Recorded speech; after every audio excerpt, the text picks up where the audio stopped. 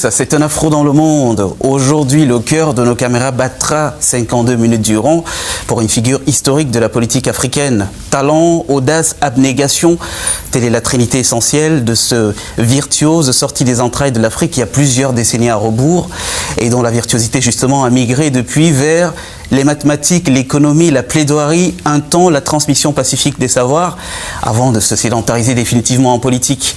Le très panafricain président du Sénégal, Abdoulaye Wade, a accepté de nous recevoir aujourd'hui.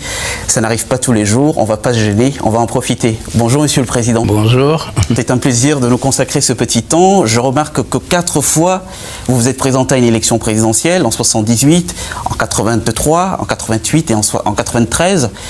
Vous n'avez jamais trahi une seule plume d'intégrité. Qui vous enseigne l'abnégation? Il faut bien comprendre qu'a priori, je ne pouvais pas savoir que ça allait se passer comme ça. Tout ce que je savais, c'est que pour gagner des élections en Afrique, il faut de la patience, il faut du temps. Ça, je le savais donc à l'avance.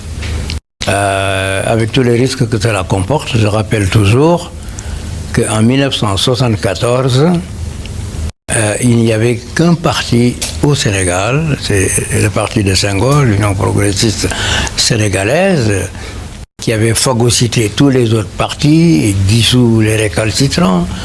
Et il y avait quelques petits partis monufretins, et j'appelais ça le système du Barakwada et des petits poissons. C'est donc dans cette atmosphère que j'ai créé mon parti. Connaissant bien entendu la mentalité des gens, je me disais bien que j'allais me heurter à beaucoup de difficultés et qu'il fallait donc faire preuve de souplesse, d'adresse et de patience. Quand j'ai dit à mon père que j'allais créer un parti, il m'a posé des questions. Est-ce que tu as peur de la mort? Je lui ai dit non. Tu as peur de la prison? Je lui ai dit non. Il m'a dit donc tu peux y aller. Alors, quand j'ai lancé le parti à Mogadiscio, c'est à Mogadiscio que j'ai consulté Senghor. Moi, j'étais expert de l'OEA. Senghor m'a dit, bon, qu'à cela ne tienne, je vais appeler M. Jean Collin, qui était son mentor, pour vous donner le récépissé. Et ça s'est fait très vite. Et les intellectuels m'ont boudé en disant que il y avait une combine, puisque Senghor avait refusé le parti à Cheikh Anta Diop, il y a tant d'autres. S'il me l'a donné, c'est bien parce que j'avais décidé de ne faire qu'une opposition de Sa Majesté. Et je vous rappelle que quand il m'a accordé donc, la création du parti, j'ai usé d'un vocable pour amortir un peu le choc. J'ai dit que je créais un parti de contribution et non pas un parti d'opposition. Alors ça a fait des discussions pendant 2 ans. Qu'est-ce que la contribution? Qu'est-ce que l'opposition? Et bon, j'ai gagné beaucoup de temps avec ça. D'où les mots sont importants. De la connaissance que j'avais du terrain, je savais très bien qu'un jour, je gagnerais.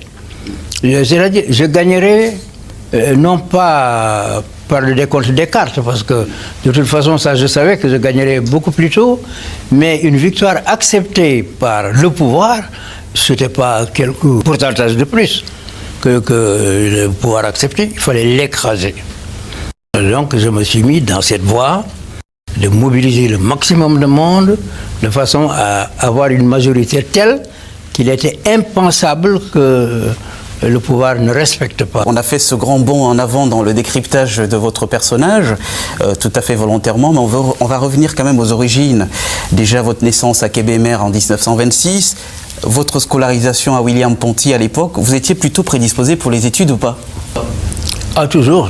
Moi, écoutez, si vous avez les documents de William Ponty ou de l'EPS, j'étais toujours en tête. Je vais vous raconter une petite histoire. Quand j'étais à l'école primaire supérieure, après le certificat d'études, le certificat d'études se passait tout Dakar et on était classés. J'étais premier ex-aequo pour le certificat d'études. Et le directeur de l'école est venu vraiment me reprocher, me gronder pourquoi je n'étais pas premier. D'accord. Que je n'avais pas cherché à être premier ou deuxième, j'ai fait le CP comme ça. Alors, à l'école primaire supérieure, où on préparait le concours des territoires de la Côte d'Ivoire, de tous les pays francophones pour William-Ponty, j'écrivais tellement mal que la femme qui était notre professeure de lettres, qui devait être la femme du directeur, elle venait éditer Wad 0 faute 0. Alors, mais attendez, elle me dit si, tant que vous n'améliorerez pas votre écriture, je vous mettrai 0. Bon, malgré le 0, je passais.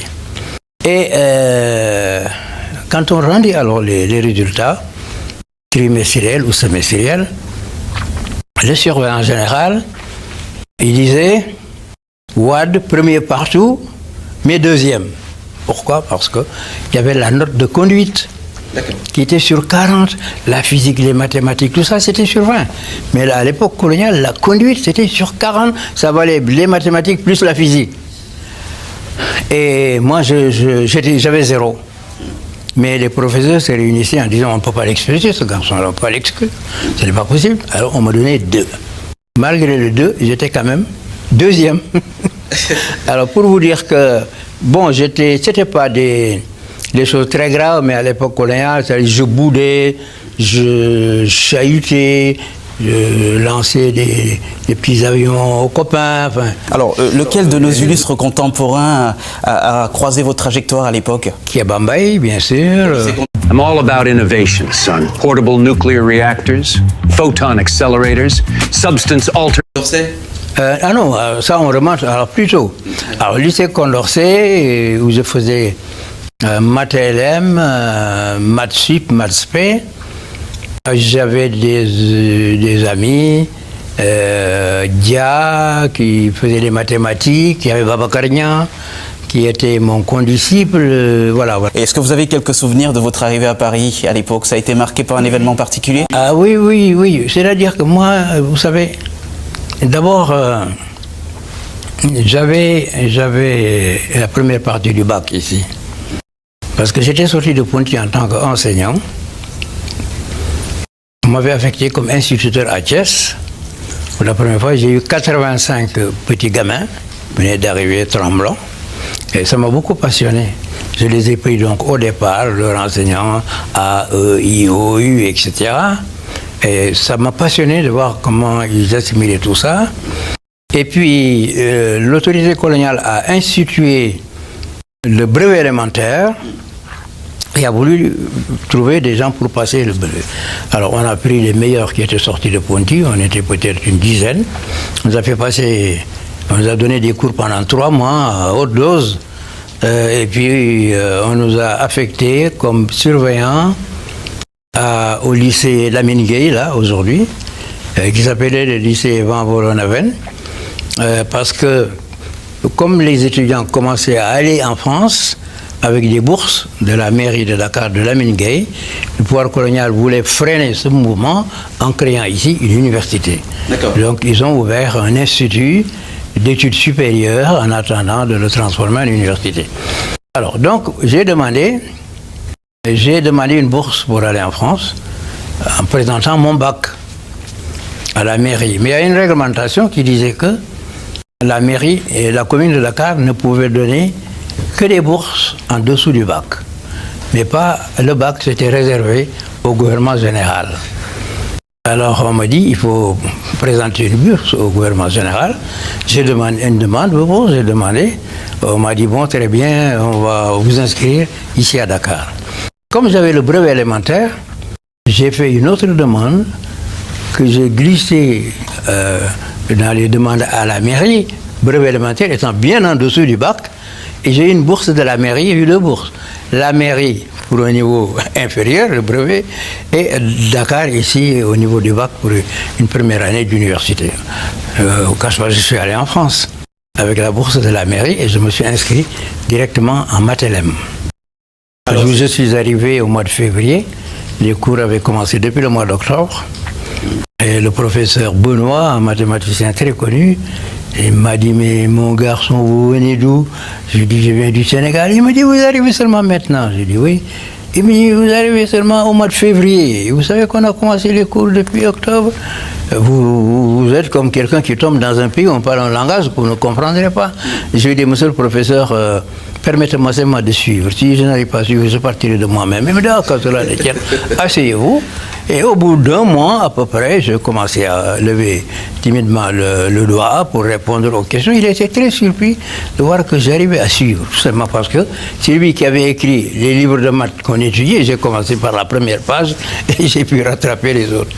Tout simplement, j'ai réussi donc le bac de février au mois de juin. Et puis, ils m'ont retenu pour faire maths sup. J'ai fait maths sup. J'ai voulu aller, parce qu'à l'université, c'était plus intéressant. Les étudiants, là-bas, j'étais avec des potages, comme on dit. Et je me sentais trop vieux, parce que j'avais 24 ans. Et les autres, ils avaient 19 ans, 18 ans, 19 ans. Et je ne me sentais pas bien. Je voulais absolument aller à la faculté. C'était plus intéressant, la vie d'étudiant, avec la politique et tout ça. Je voulais absolument me maintenir pour passer le concours des grandes écoles. Et bien, je me suis carrément sauvé.